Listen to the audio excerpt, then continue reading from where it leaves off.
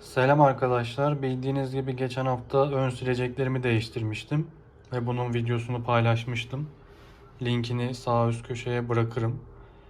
Bu hafta da arka sileceklerimi değiştireceğim. Çünkü arka sileceğim de epey yıpranmış. Yıpranmış silecekler camınızı çizebilir. O yüzden silecekler yıprandığında değiştirmemiz gerekiyor. Ayrıca çizmese bile ses de yapıyor. Ben yine Bosch marka bir arka silecek aldım. Benim aracım 2013 model Ford Focus ve aracıma uygun olan model H304. Bu kutunun arkasında da hangi modellere uyumlu olduğu yazıyor. Birçok modele de uyumlu.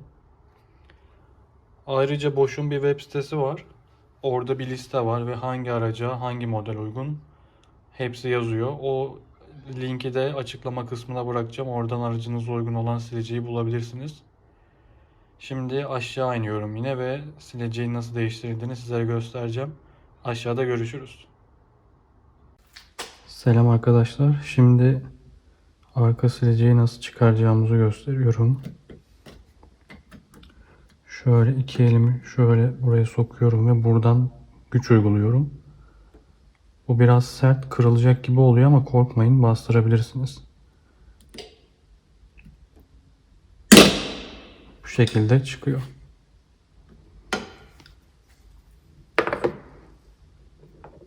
Şimdi yeni sileceğimizi alıyorum.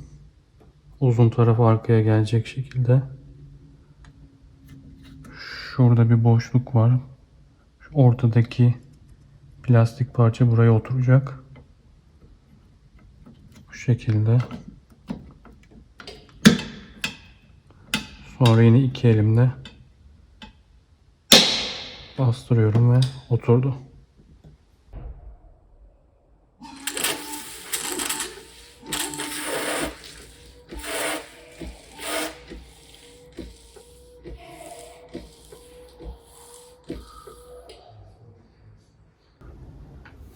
Sileceğimizi değiştirdik. Testini de yaptık. Gayet güzel oldu.